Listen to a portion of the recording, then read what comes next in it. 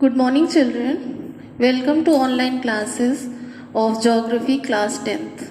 Myself is Archana Trivedi, going to take class 10th Geography chapter number 1, that is Climate of India. So children, first of all, we should know about what is climate. So climate is a term used for the general weather conditions prevailing in an area for a longer period of time, as the rainy season, winter season, or the summers. So here, children, we are going to study about the climate of India. And one thing I want to tell you, that in class 10th syllabus, you are going to deal with India as a whole, means the climate, soil, water resources, maybe the vegetation, all these we are going to study.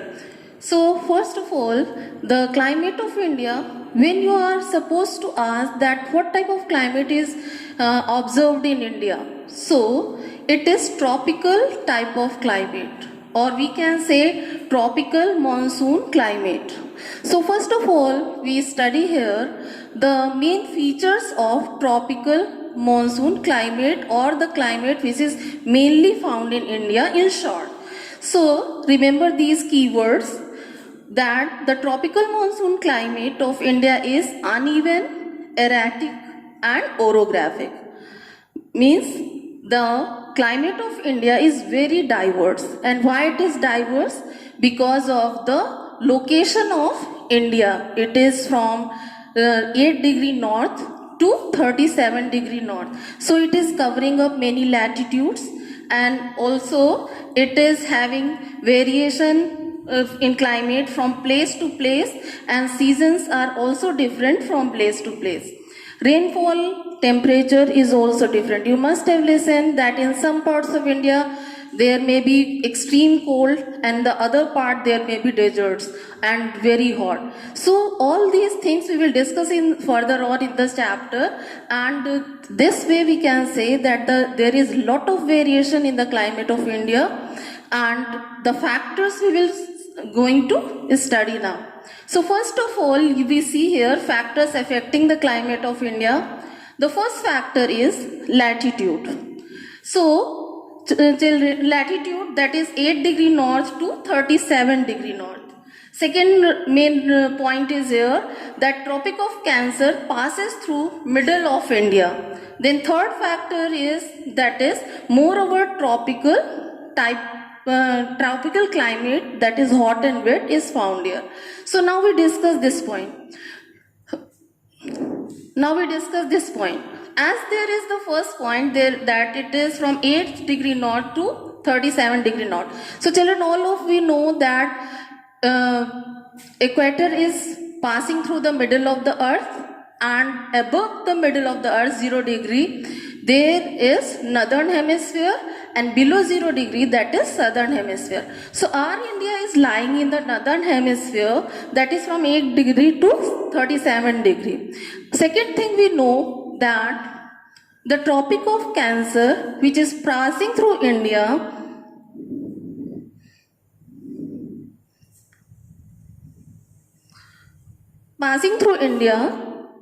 and dividing it into just two equal halves.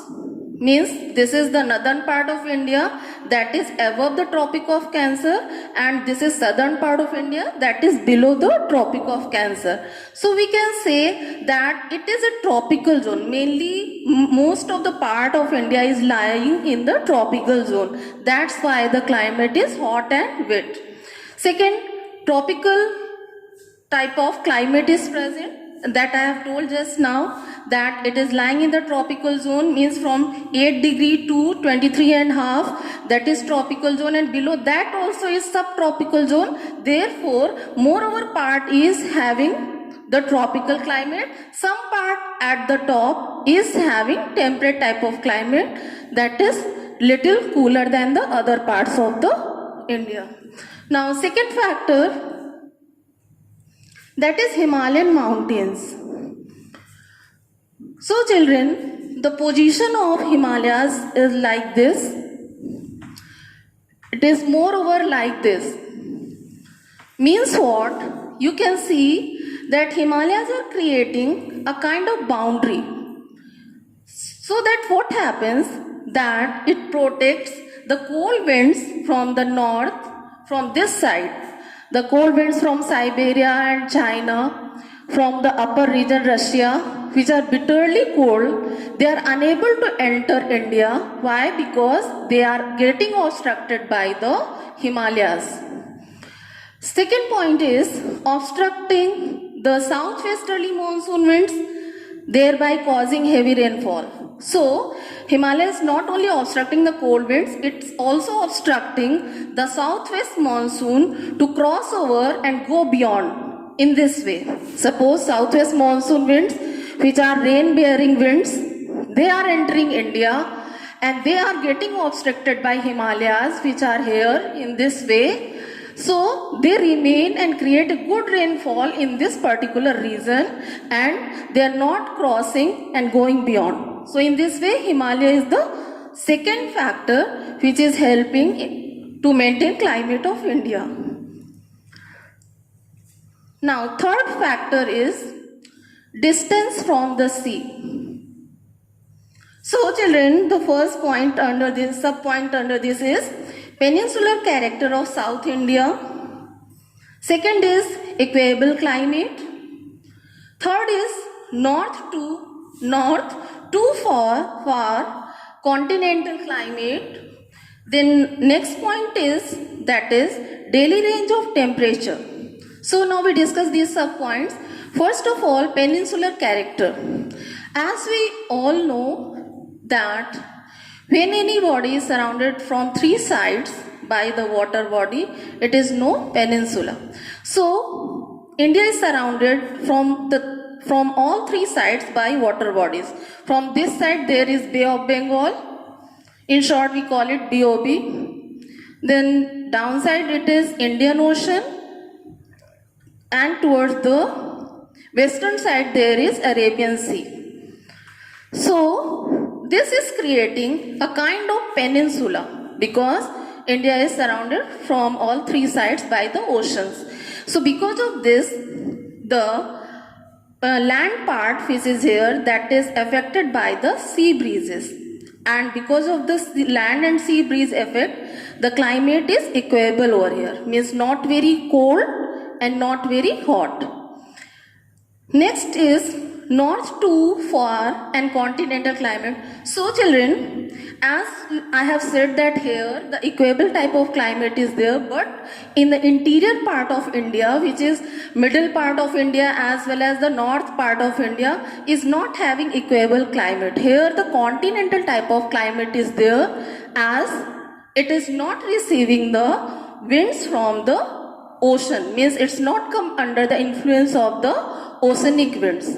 Therefore, here the extreme type of climate is there, whereas in the southern part there is maritime type of climate. Next one is daily range of temperature.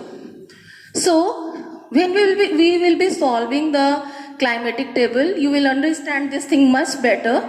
But I tell you that you keep this point in your mind that in the southern part of India, the daily range of temperature is not having too much difference. Why? Because here moreover temperature remains same throughout the year. Whereas in the northern part, where excessive heat is sometime or sometime there is excessive cold. So because of that, here the range of temperature is quite different.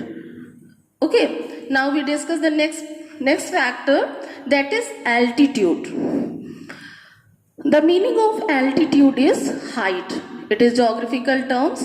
Children, remember, when I am explaining the chapter, I am explaining in simple terms or the meaning of the terms I am giving to you. But when you are learning the notes, you have to learn the textual terms because you are going to get the marks for them. So learn these terms very well. So here is altitude. Altitude means height. So remember children that as the height increases, 166 meter, -1 degree Celsius takes place. The temperature goes down -1 degree. Remember this thing. With the height of 166 meter, -1 degree temperature is there. It means what? That the areas which are hilly or which are having high altitude are having low temperature, whereas the area which are low, they are having high temperature or sometime equable temperature. So altitude is very big factor for the climate of India, and that's why you must have seen that either it is Ooty, which is in the southern part of India where equable climate is there, hot and wet climate is there. Even then Ooty is good for known for its tourist place. Why people used to go there? Because it is a cool place. And why it is cool? Because of its high altitude, because it is located at the great height. That's why here the temperature is low and people like to visit it. Whereas Himalayas, which is in the northern part of India, where temperature is very low, it is again because of the high altitude also, and because of the temperate zone, because it is lying moreover in the temperate zone above the subtropical zone. So this is there for the altitude. Then next is factors which are affecting other than these four, which are very important. That is conditions in the regions surrounding India.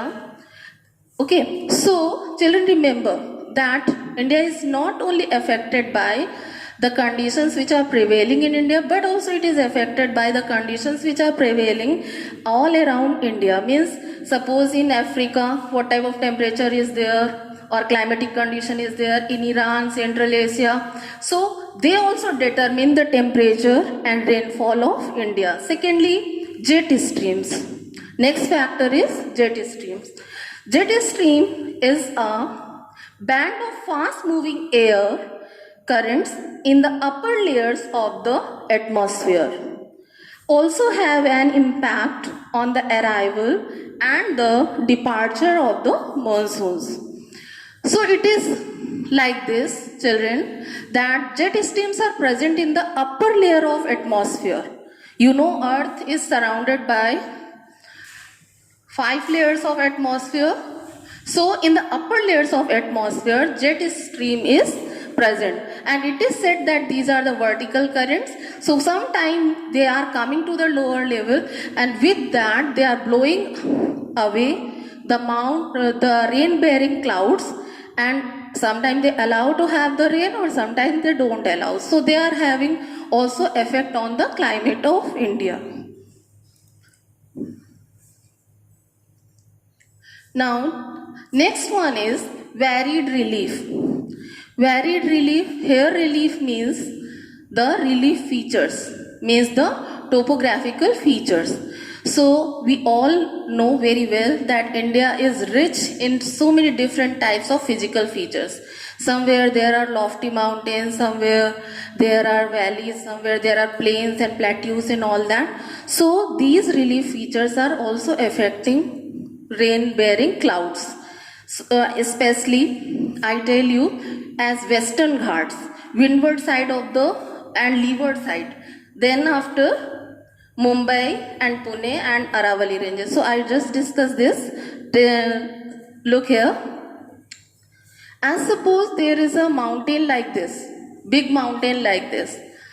So if the winds are coming from this direction, so what will happen?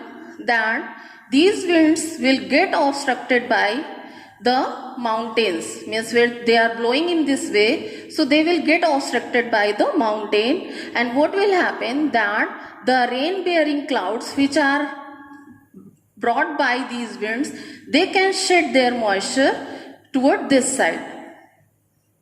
Okay, and when the moisture is shed toward this side, these clouds become very light, they rise up, and when they reach toward the other side, toward the other opposite side of the mountain, what used to happen? They have lost their humidity, and this side, when they come, they don't create any rainfall because moisture is not there. So children, here two things you have to learn. First one, this, that getting obstructed by any mountain range or any physical feature, the clouds are shedding their moisture at that side only more, and toward the other side, toward the opposite side, the moisture may be less or maybe no. So this side, which side the rainfall is taking much place, that side is known as windward side.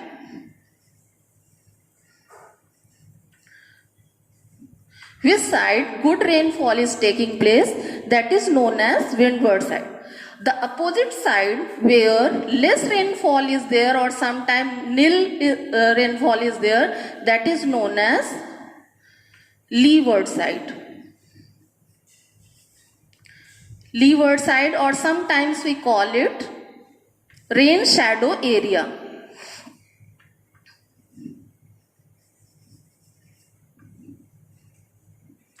I think you have understood this, that this one is the windward side and this one is the leeward side, and we also call it rain shadow area. So this phenomena goes here very well here with the Western Ghats. Suppose the position of Western Ghat is like this. This is, remember, this is the western side and this is the eastern side. So the Western Ghats are in this way and the eastern Ghats are in this way.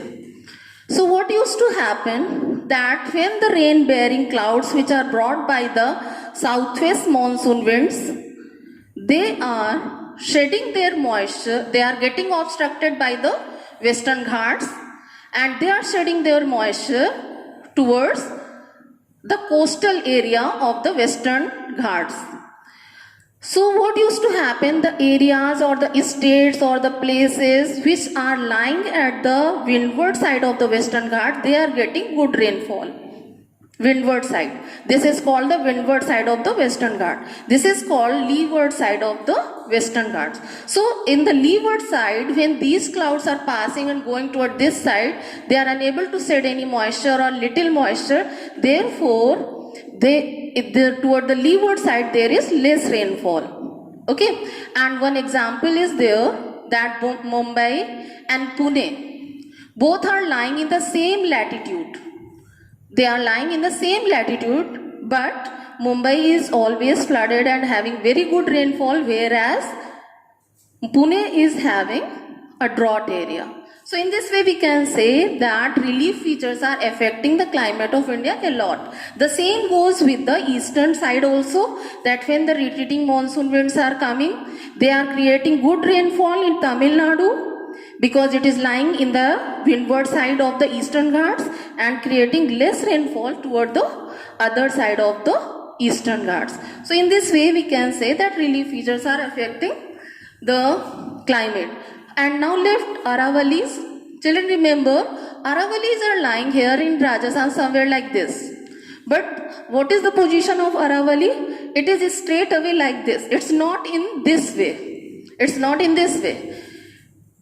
It is going parallel to Western Ghats and it is lying in this way. So what happens, that when the southwest monsoon winds are going beyond, inside the northern part of India and they are blowing here, they just move parallel to the Aravalis and they don't get any kind of obstruction here, therefore they don't create any rainfall, and because of that only Rajasthan is having deserts, because these southwest monsoon winds while crossing Rajasthan, they are not getting obstructed by Aravalis and no rainfall is there or very less rainfall is there.